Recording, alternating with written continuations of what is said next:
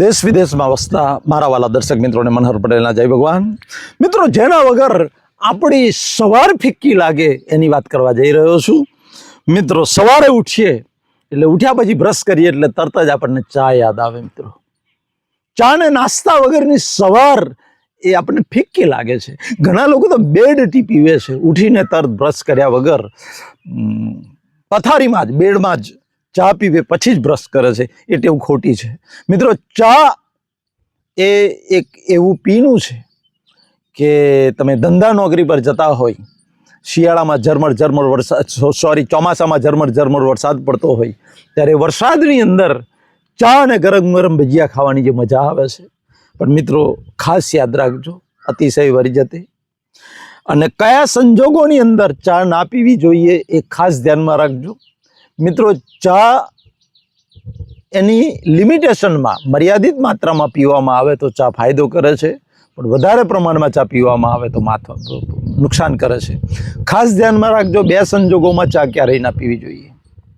સવારે ખાલી પેટે ક્યારે પણ તમને ભૂખ લાગી હોય, કકડીને ભૂખ લાગી હોય ત્યારે ક્યારે પણ ભૂખ્યા પેટે ચા ક્યારેય પીવી નહીં. મિત્રો, એનું એક જ કારણ છે, ચામાં જે કેફીન છે, ટેનિન જે છે એ એસિડિક છે અને એટલે જ્યારે તમે ભૂખ્યા પેટે પીવો છો ત્યારે હોજરીની અંદર એસિડ જે છે એ બળતામાં ઘી ઓંબવાનું કામ કરે છે. એનાથી એસિડિટી થાય છે, આપણી ભૂખ મરી જાય છે.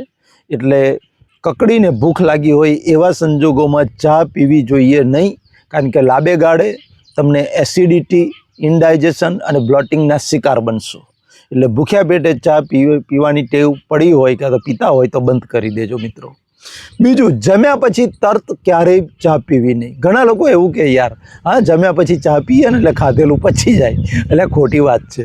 ક્યારેય એવું ના થાય. જમ્યા પછી તરત જ ચા પીવો તો શું થાય કે ચામાં જે કેફીન ને ટેનિન છે એ હિમોગ્લોબિન, આયરન નામનું જે મિનરલ્સ છે આપણા ખોરાકમાંથી જે મળે છે, જે બોડીના દરેક સેલને ઓક્સિજન પહોંચાડવાનું કામ કરે છે, હિમોગ્લોબિન એ આયરનમાંથી મળે છે. એ આયરનને હોજરીમાં એબ્ઝોર્બ થતાં, એનું શોષણ થતાં રોકે છે. મિત્રો, એટલે જમ્યા પછી તરત તમે ચા પીશો તો લાંબા ગાળે, જો ટેવ હશે તો લાંબા ગાળે એચબી એટલે હિમોગ્લોબિનની ઉણપ આવશે. એટલે એચબી હિમોગ્લોબિનના ટકા આપણા ઘટશે, લોહી ઘટશે અને લોહી ઘટે, લોહીના ટકા ઘટે એટલે આપણી ઇમ્યુનિટી ડાઉન થાય, આપણને થાક લાગે, નબળાઈ લાગે, આ બધા પ્રશ્નો ઊભા થશે. તો આ બે સંજોગોની અંદર ચા ક્યારેય ના પીવી જોઈએ. સવારે આપણે બોલીએ છીએ, ચા એકલી નથી બોલતા, સવારે ઉઠીને ચા નાસ્તો કર્યો એવું બોલીએ. ચા નાસ્તો બાકી છે. ચા અને નાસ્તો બે જોઈન્ટ એટલા માટે કર્યું છે કે એકલી ચા ભૂખ્યા પેટે પીશો તો નુકસાન કરશે. ચા અને નાસ્તો, તો ચા તમે જે નાસ્તો કરો છો એમાં ડાયલ્યુટ થઈ જશે, એટલે એસિડને વધારવાનું કામ નહીં કરે. મિત્રો, તો ખાસ ધ્યાનમાં રાખો, આ બે સંજોગોમાં ચા ક્યારેય ના પીવી જોઈએ. બાકી તો મર્યાદિત માત્રામાં જો ચા પીવામાં આવે તો કોઈ વાંધો નથી. હું પણ રોજ સવારે અને બપોરે, કારણ કે હું તો શિક્ષક છું યાર, 31 વર્ષથી નોકરી કરી છે, એટલે સવારે અને બપોરે રિસેસમાં રેગ્યુલર ચા પીવું છું. પણ તે છતાં આજે 60 વર્ષની ઉંમરે પણ મને કોઈ ડિસીઝ નથી, કોઈ પ્રોબ્લેમ નથી. એટલે મર્યાદિત માત્રામાં લેવામાં આવે તો ચા નુકસાન કરતી નથી.